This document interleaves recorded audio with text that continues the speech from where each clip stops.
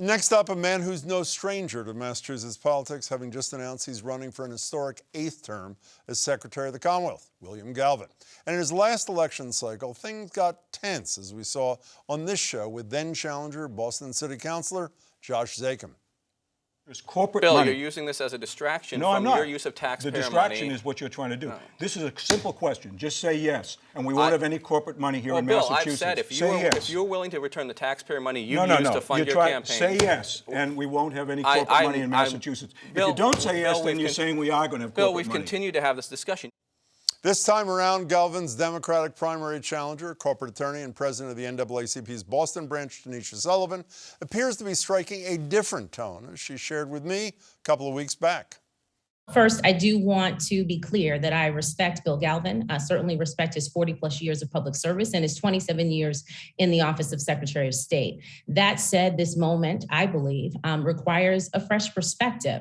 Joining me now is Secretary Bill Galvin. Secretary, it's good to see you. Thanks so much for being here. I'm delighted to be with you. Why are you going for 8? Because I think we're at a critical point. I'm very pleased with all the changes we've made in Massachusetts and really shown the way for the country with no excuse by mail voting, with automatic voter registration, with online voter registration. And I want to see that made permanent. But I think the bigger issue is what we're looking at in the 22 election and the 24 election. It's no secret that throughout the country there's been an effort to dial back the rights of voters with a partisan point of view. Who's going to challenge that? You know, when Donald Trump claimed that New Hampshire was stolen by people on buses in Massachusetts, I was able to stand up and call out the fraud. You have to know elections. You have to have the experience to run elections to be able to call out false claims of fraud. Tanisha Sullivan said in her announcement, and said here a couple times, a fresh perspective. And while she wouldn't be precise, I assume what that meant is in terms of race, gender, age. We've never had a woman Secretary of State. We've never had a person of color Secretary of State. Should that not be a relevant consideration for voters? It's up to the voters to decide what their choices are. I think the most important issue in this particular office at this particular time is the ability to administer elections. And my experience is administering elections, even before I was Secretary of State, I argued cases. You know, I was sued like 20 times in the last cycle. I'm still being sued now about some of these things. The ability to argue these cases, the understanding of how the system works, making sure with 351 cities and towns how we flawlessly get everyone to vote, which we have a great record.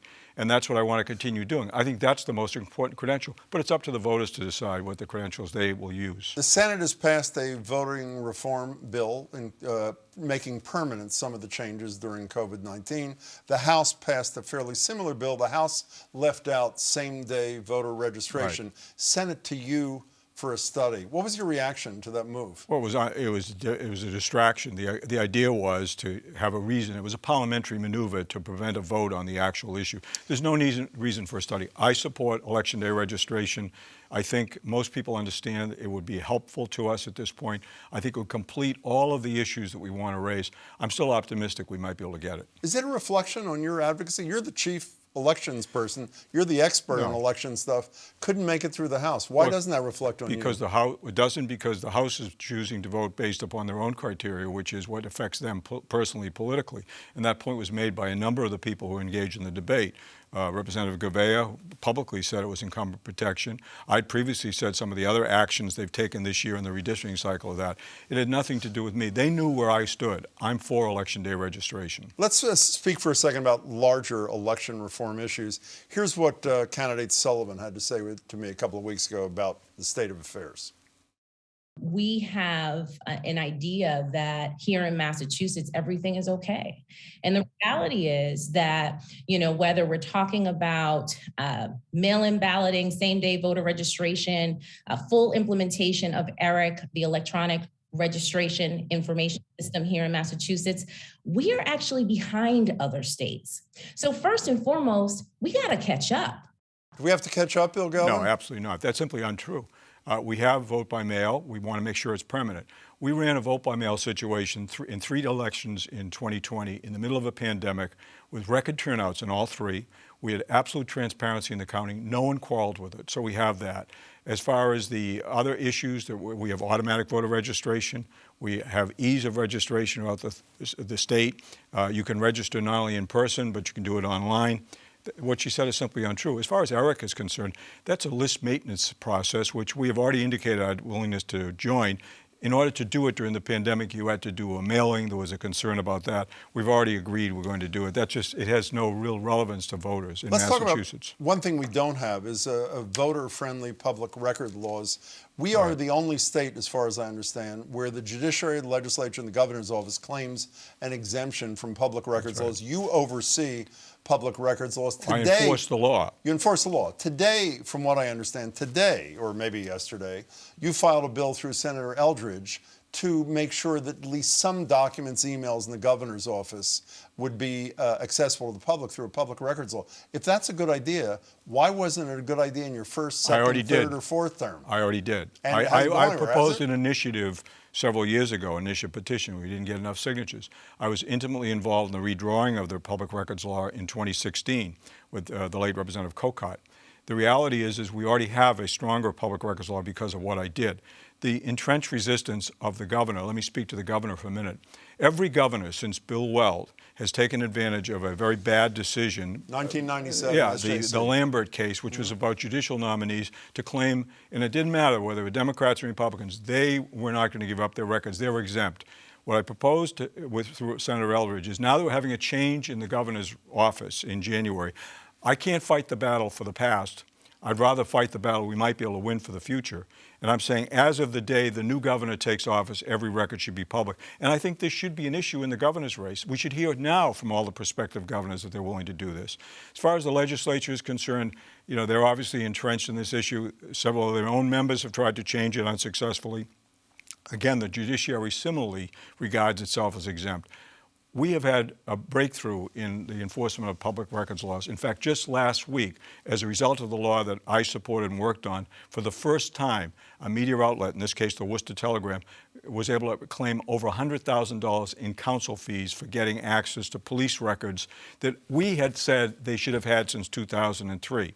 My supervisor of public records has had more cases decided more effectively and more quickly than ever before. But it can be improved. If I may, I don't understand, though, if you're running on your effectiveness in your job, and I know you're not the legislature secretary. I'm not. But the access issue that made us 50th out of 50 has been there a long time.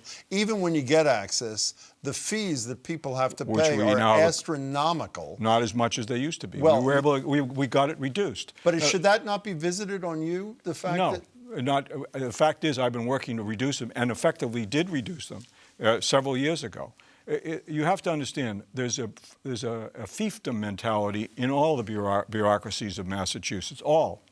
And a resistance. You used to serve in the House, by the way, I should say, for those who do not know. But I think that's why I think I can diagnose what the issues are. The reality is there's a fiefdom mentality. They don't want to give up anything. There's a resistance. And you have to overcome that. And that's why the ability to go to court, the ability to get court costs and fees is extremely important in terms of helping.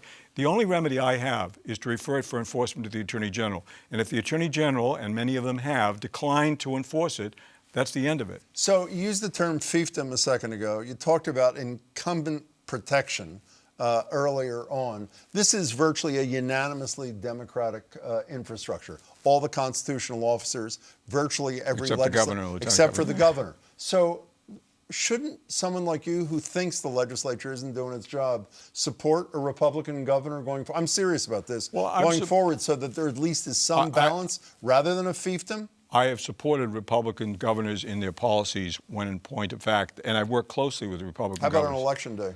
Well, I'm a Democrat. I prefer to vote for a Democrat if I can. And I think most citizens are like that. They want to vote for the person they're most comfortable with. I believe most of the Democratic candidates, I've worked with Democratic governors and Republican governors very closely. I know one other record I hold, which is no one has been acting governor more than me because the lieutenant governors, Republican lieutenant governors used to become governor because the governor took off. And in the case of former Lieutenant Governor Murray, he left. So I've worked very closely with governors of both parties, and I think all of them would tell you I've worked honestly and effectively with them. But it's not about me working with them. It's about how we get to good public policy. So when a Republican governor has said something good, I'm willing to support it.